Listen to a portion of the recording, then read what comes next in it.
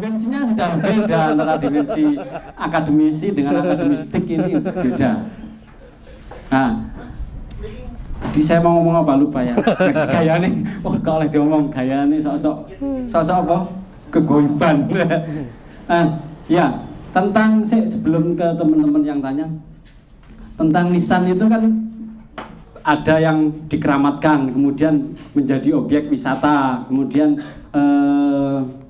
memperbaharui atau membuat kuburan baru. Padahal kalau menurut Mas Lutfi tadi itu di Belanda itu ada prodi atau fakultas tentang haji dan ziarah. Itulah kita kan memang tidak ada. Nah, untuk menyikapi misalkan ada makam baru kemudian dikeramatkan, untuk mengecek bahwa itu makam asli atau tidak, atau asli buatan kapan, zaman baru atau lama, kan periodisasi baru lama tadi kita juga sulit ya untuk mengapa ya, mengkotakkan zaman apa gitu. Nah, tips-tipsnya apa ini kalau untuk ini ada wali anyar, nggak ada sunan yang baru dibuka di launching gitu, misalkan ada ya maaf kan banyak ini ada launching makam baru gitu kan. Lah itu kan kita nyari apa di situ, ternyata di situ putih semen anyar gitu kan. Nah itu gimana tips-tips untuk menghindari launching itu? Prank. Saya jawab dengan dua jawaban. Yang pertama jawaban akademik. Jawaban akademik ya tetap nisan. Nisan itu adalah titik awal rumus utama untuk menentukan periodisasi, menentukan identitas suatu makam tertentu. Jadi kalau makam yang ditemukan ini nisannya seperti ini, berarti merujuknya ke peradaban mana. Yang kedua, saya akan menjawab dengan jawaban akademistik. Beberapa hari ini saya dikejar kawan-kawan karena melaunching kuburan. Jenengan ketik saja kuburan Wonokasian Wonoayu. Jadi saya beberapa kali dimintain tolong itu, tapi kalau sekarang dimintain tolong saya agak jual mahal. Harus ada SOP-nya. Minimal kalau enggak Banom NU, lembaga desa. Biasanya konfirmasi punden.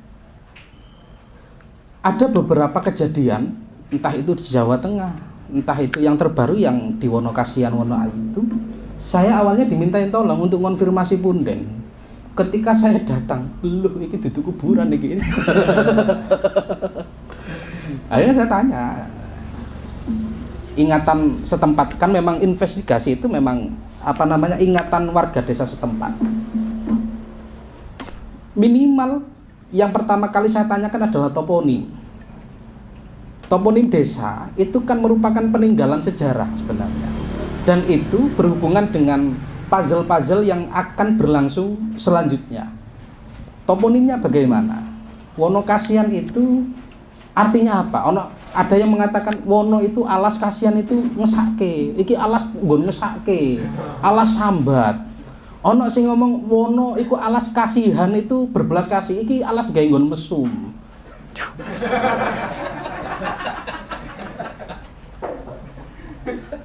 Itu terjadi. Akhirnya ketika datang itu, ini saya cerita. Saya beberapa kali membuktikan ini awalnya dari cerita keluarga, saya buktikan di lapangan. Ini hubungannya dengan Giri Kedaton. Mungkin di sini berpengaruh sekali cerita itu, karena kalau wilayah kita masuk wilayah Giri Kedaton dan Ampel Denta. Jadi Giri itu punya metode dakwah, ekspedisi Giri Kedaton namanya. Ekspedisi Giri Kedaton itu dilakukan oleh Giri pertama Raden Paku sampai Sunan Prapen, Sunan Kawis Guwo selanjutnya. Saya ingat tadi Sunan Prapen. Raden Paku itu melakukan islamisasi dakwah, adalah warisan dari strategi dakwah dari mertuanya sendiri, Raden Rahmat Sunan Ampel, dari ayahnya Sunan Ampel Ibrahim Asmoro Kondi, dari kakeknya Sunan Ampel namanya Said Jumadil Kubro. Caranya begini,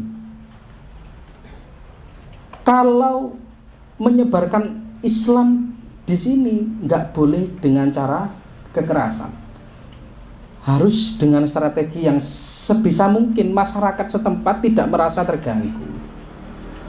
Karena bagaimanapun saya bisa nyampe di sini ngendikanipun Sunan Ampel karena hubungan saya dengan Keraton Majapahit itu mesra.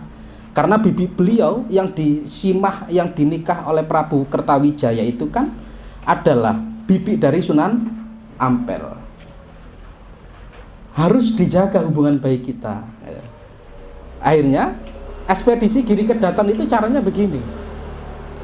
Ada tempat peribadatan disebutlah kasetran kalau bahasa keluarga itu. Kasetran itu entah itu candi, entah itu linggayoni, pokoknya yang diidentikan dengan tempat ibadah. Sebelum masyarakat setempat beribadah, itu ada titik kumpul, kotak kecil namanya sanggar.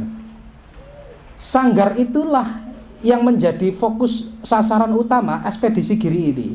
Sanggar itu dikuasai, dijadikan langgar ini. Jadi langgar itu asbabul wurudnya seperti ini. Jangan padosi teng dunia akademik boten-boten. Sanggar itu meru dirubah jadi langgar itu era Raden Sunan Giri pertama. Setelah langgar dikuasai, sanggar dirubah jadi langgar, dijadikan tempat untuk menyebarkan agama Islam, mengajarkan agama Islam di sana. Dengan cara apa? Memaku. Memaku bagaimana? Memaku ulama-ulama yang dijadikan sentral pertanyaan ajaran Islam di wilayah setempat. Makanya disebutlah Sunan Giri Ainul Yakin itu dengan nama Raden Paku. Ketika sanggar ini sudah menjadi langgar, berarti pasetran kan sudah ditinggalkan. Langgar pasetran ini sedikit demi sedikit hancur, runtuh. Syaratnya selanjutnya ketika sanggar menjadi langgar ini, berarti yang dipaku sebagai ulama ini kan meninggal. Tidak boleh dikuburkan di wilayah sentral kasetran setempat. Ada minimal jaraknya 30 sampai 200 meter dari setra utama. Jenengan nanti bisa cek di Malang itu. Kalau ada peninggalan candi, reruntuhan candi, entah itu hanya tinggal linggayoninya, entah itu tinggal bata-batanya, jenengan tingali. Apakah ada di wilayah setempat itu tipe nisan Giri? Kalau ada berarti termasuk titik penyebaran era ekspedisi Giri Kedaton. Itu yang saya temukan di Wonokasian. Jadi titik kasetran ini dijadikan punden desa. Jenenge Syekh ini. Ketika saya datang, ini duduk kuburan iki. Iki base camp. Iki base camp. Ini base camp.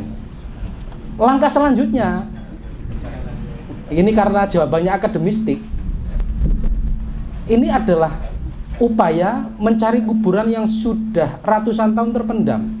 Sebenarnya sama seperti teman-teman ekskavasi, penggalian. Kalau kita kan ada hal-hal yang sifatnya tidak irasional tapi suprarasional. Sebenarnya sama juga ketika melakukan step-step itu. Makam ini sudah terkubur. Sudah 500 tahun terkubur. Bagaimana caranya untuk menaikkan? Lagi ngenteni face to face iki, soalnya ijazah kubro iki. Singkat cerita,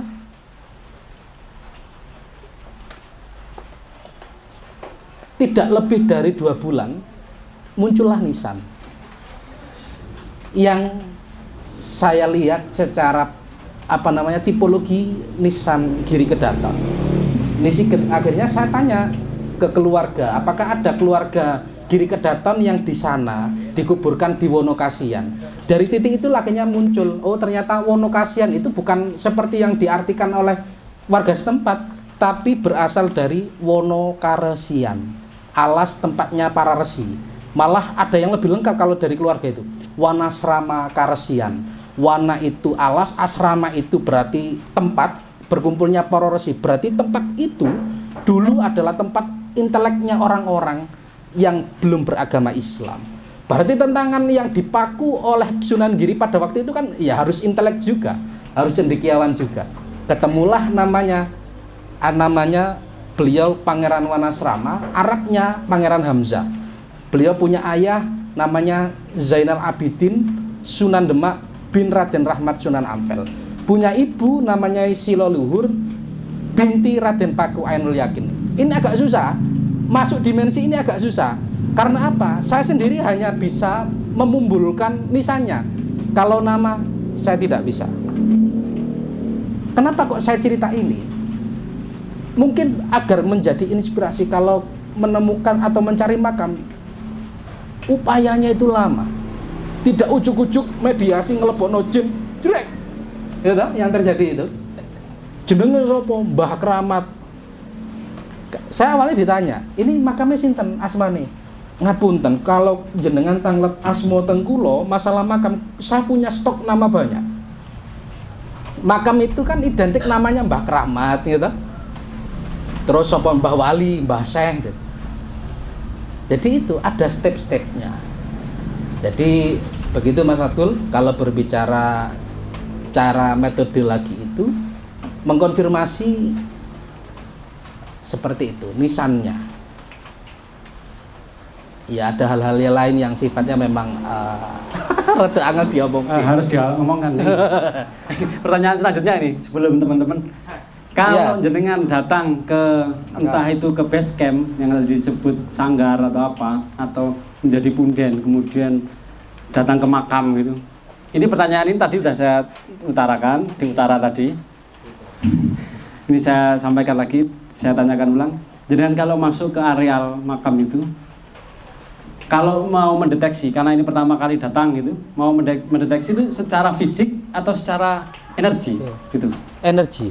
Nah, kan kalau akademistik ini kan? Iya. Akhirnya energi itu kan dirasionalisasikan oleh para akademik dengan cara teknologi itu toh. Padahal kita sendiri itu kan juga punya getaran.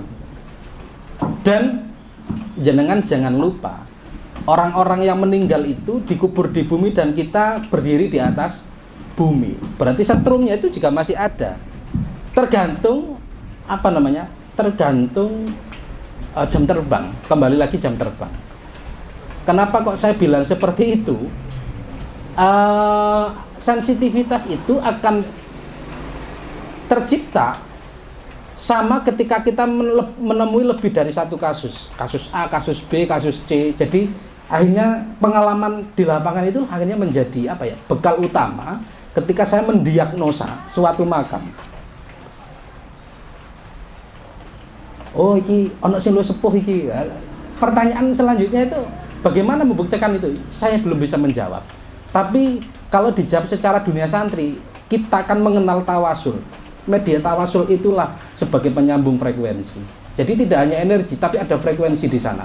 Ada getaran, ada energi. Kalau saya sendiri, kalau sifatnya panggilan dalam tanda petik itu tidak hanya berdampak di mimpi, tapi sudah fisik. Jadi kalau masuk di punden yang seringkali dibuat golek gerandong dan sebagainya, tubuh saya akan cepat sakit dan energi saya terkuras. Beda dengan apa ya, tempat yang mungkin agak jarang didatangi tapi cerita wingitnya luar biasa. Jorono ya itu wingit. Tempat-tempat itu yang malah sebenarnya itu saya cari karena ada kemungkinan besar tempat seperti itulah menyimpan mutiara.